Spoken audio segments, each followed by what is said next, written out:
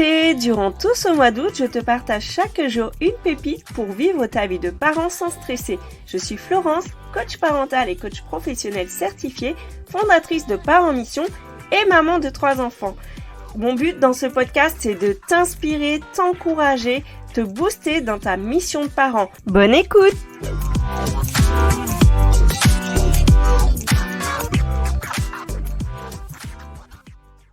Alors aujourd'hui, je vais pas te parler des crises de ton enfant. On va changer d'angle d'attaque, on va changer un petit peu notre focus.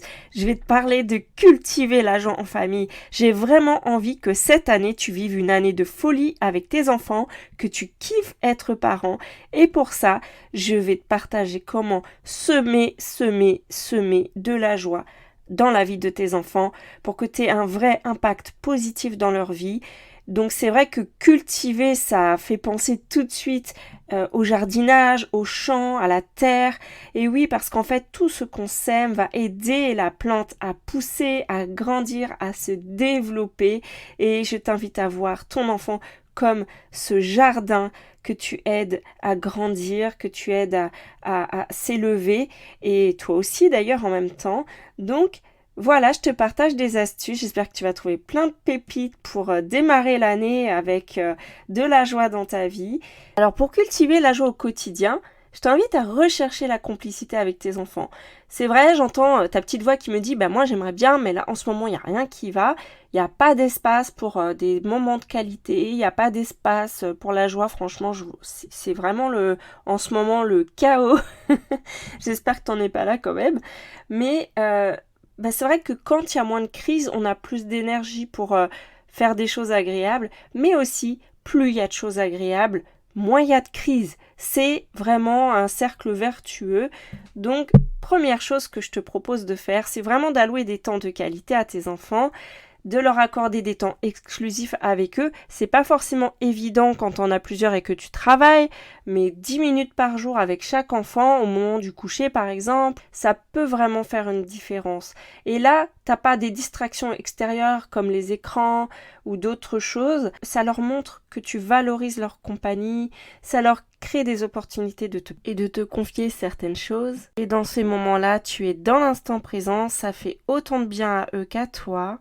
Ensuite, tu peux identifier ce que tu aimes faire comme activité en commun, soit avec tous tes enfants, soit avec chacun, et de vraiment choisir des choses qui vous intéressent mutuellement.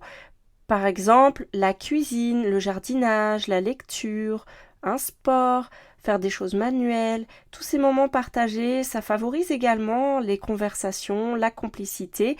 Moi, j'aime bien faire des jeux avec mes enfants. J'aime bien les jeux de société, mais par contre, j'aime pas quand c'est interminable, par exemple. Donc, c'est vrai que des fois, je fais un effort à certains moments pour des jeux plus longs, mais dans le quotidien, ce que j'aime bien, c'est les petits jeux que tu peux interrompre très facilement. Par exemple, le puissance 4, tu démarres, t'arrêtes quand tu veux. Et même si c'est joué 5 minutes, franchement, c'est déjà super. Et ça, tu vois, ça crée des moments de complicité déjà régulièrement. Ce que tu peux faire aussi, qui ne coûte rien, c'est de mettre une musique de danser, de chanter, ou tu lis une histoire le soir, tu peux faire le clown, te déguiser, prendre des chaussettes, faire des marionnettes avec des ados. Tu peux vraiment juste t'asseoir à côté d'eux et regarder, t'intéresser à ce qu'ils font. Tiens, d'ailleurs, ça c'est un de mes autres points, c'est d'observer et de s'intéresser, de regarder ce que ton enfant il aime et te connecter à ça vraiment. Notamment pour les parents d'ados, je te disais, tu vois, des fois on n'aime pas trop leur musique, mais tu peux écouter avec eux et demander, tiens, qu'est-ce qui leur plaît dedans? Ou tu peux regarder à quoi ils jouent, ce qu'ils aiment faire. Alors, vas-y progressivement, s'ils n'ont pas l'habitude. Mais tu vois, un jour, mon fils m'a dit, il regardait des petites vidéos, il m'a dit, je lui ai dit, oh, tu regardes quoi? Il m'a dit, ça te plaira pas, de toute façon. Je lui ai dit, écoute, essaye, montre-moi. Et en fait, j'ai trouvé ça drôle, ce qu'il regardait. Donc, tu vois, ça a créé un petit moment sympa et qui n'était pas prévu, mais j'ai pris 5 minutes pour ça et je lui ai dit non, au contraire, c'est plutôt sympa, c'est cool du coup ce que tu regardes. Et puis si ça me plaisait pas, je lui aurais dit simplement ok, qu'est-ce qui te plaît là-dedans, et puis voilà. Et si ça me plaît pas du tout, il aurait vu ma tête quoi. Mais déjà de montrer que tu t'intéresses à ce qu'ils font, à petite dose, faut pas être trop intrusif non plus. Mais ça crée des moments de connexion et ça c'est vraiment génial. Aussi, ce que tu peux faire, c'est de créer des moments comme des traditions de famille, des rituels, des moments très spéciaux qui sont que dans votre famille. Bon, ça peut exister dans les autres familles, mais un truc que vous aimez faire, par exemple un repas du dimanche ou une sortie une fois par mois, une soirée cinéma à la maison.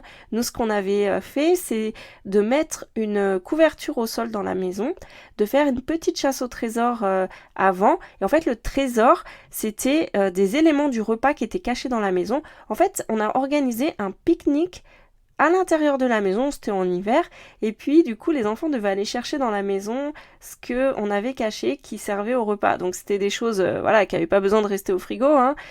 Tu vois, un paquet de chips, du pain qui est bien emballé, etc. Tout ce qui va te servir pour ton repas, et du coup c'était sympa, ça avait créé une petite soirée super chouette. On fait pas ça tout le temps, mais en tout cas, voilà, régulièrement, tu peux décider des moments où tu vas te créer des traditions comme ça. Ensuite, tu peux aussi raconter des histoires lors de ces moments-là. Tu vois, les enfants, ils aiment bien que tu partages des anecdotes de ta propre vie, des histoires familiales qui peuvent entraîner du coup des discussions et renforcer vraiment les liens intergénérationnels. Par exemple, tu peux regarder des photos de famille d'avant, tout ça. Je sais pas, c'est vrai qu'avec les téléphones, on oublie un petit peu ces choses-là, mais ça plaît beaucoup aux enfants en général. Ensuite, tu peux aussi les inclure dans certaines décisions, par exemple, les impliquer dans le choix des vacances. C'est pas eux qui vont décider à la fin, mais tu peux leur demander leurs idées, des exemples de sorties, etc. En fait, plus tu les impliques, plus ça nourrit un sentiment d'appartenance et d'importance dans ta famille, et ça renforce la complicité et du coup la joie pour tout le monde. Et si en ce moment ta relation est vraiment tendue avec ton enfant, eh bien prends patience. Retrouver la complicité, revivre de la joie au quotidien, ça va peut-être prendre un peu de temps, mais plus tu exprimes ton amour le plus souvent possible, plus ça va venir.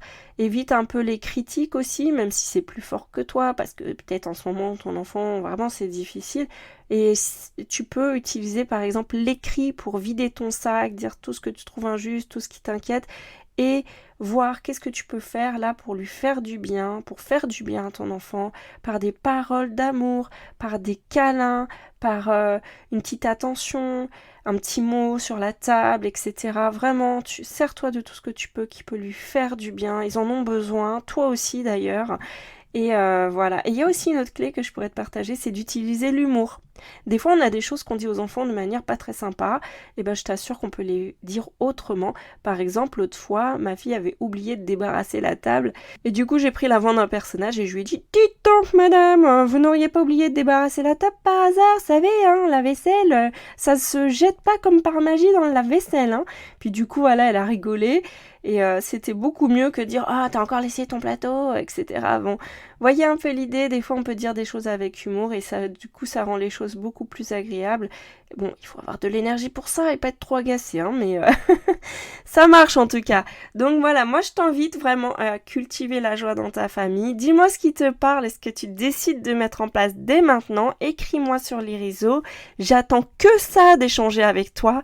Donc vas-y. Et d'ici là, je te souhaite une bonne journée et je te dis à demain pour la suite des épisodes. Bisous bisous.